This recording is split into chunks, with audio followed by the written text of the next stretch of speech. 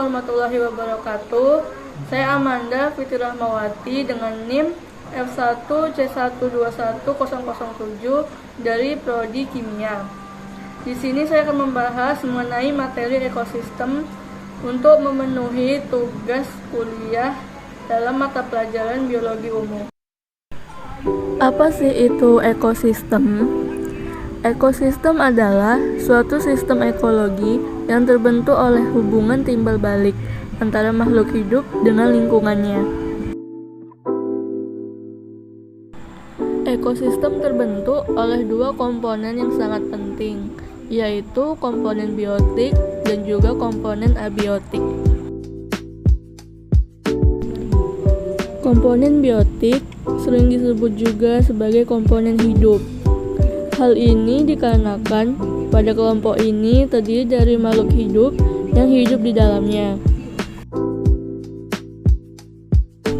Berdasarkan peran dan fungsinya, komponen biotik terbagi menjadi produsen, konsumen, dan juga pengurai.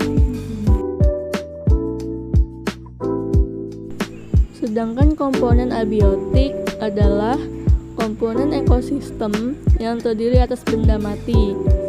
Meskipun demikian, komponen ini juga sangat diperlukan untuk menjaga keseimbangan sistem ekologi.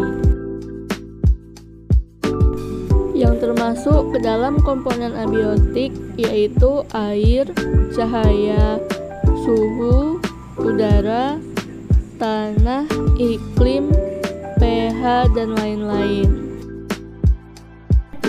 Lalu, apa saja sih jenis-jenis ekosistem itu? Pada dasarnya, ekosistem terdiri atas ekosistem alami dan juga ekosistem buatan. Ekosistem alami mencakup ekosistem yang ada di air dan juga yang ada di darat.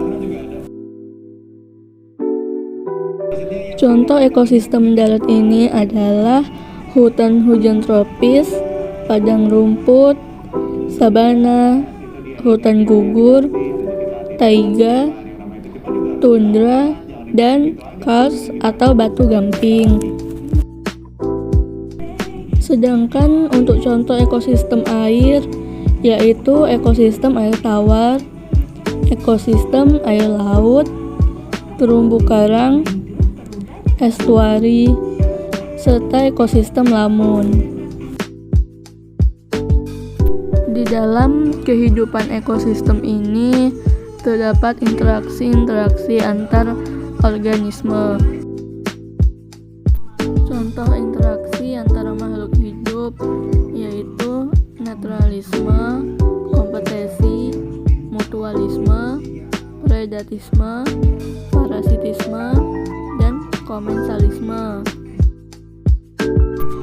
Interaksi naturalisme adalah hubungan antara makhluk hidup berbeda jenis yang tidak saling mempengaruhi, meskipun makhluk hidup tersebut berada dalam habitat yang sama. Contohnya yaitu seperti kucing dan ayam.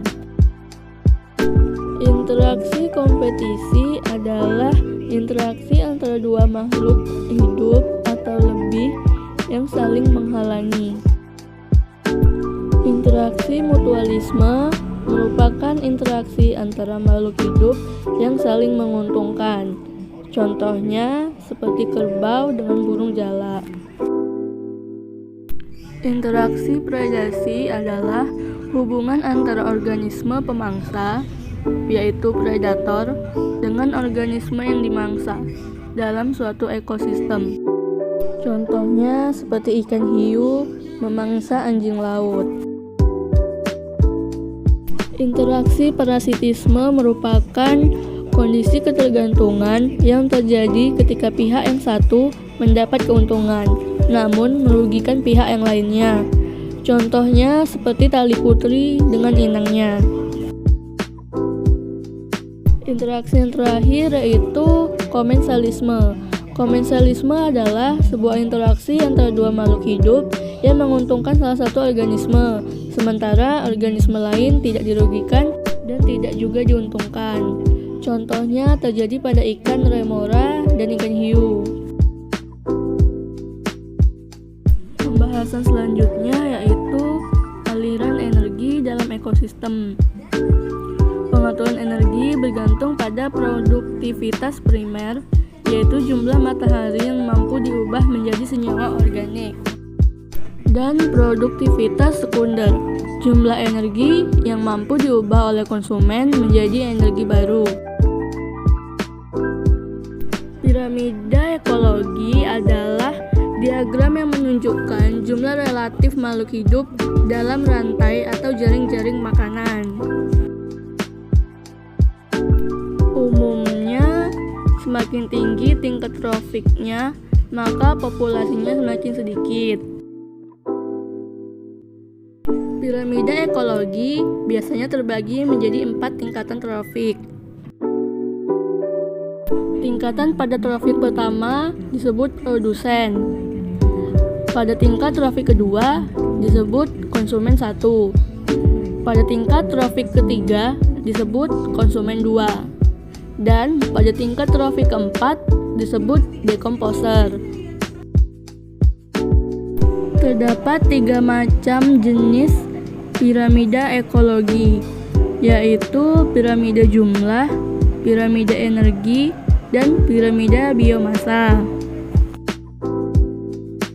Di dalam ekosistem terdapat siklus biogeokimia yang sangat penting bagi kelangsungan makhluk hidup, yaitu siklus air, siklus karbon, siklus nitrogen, dan siklus fosfor.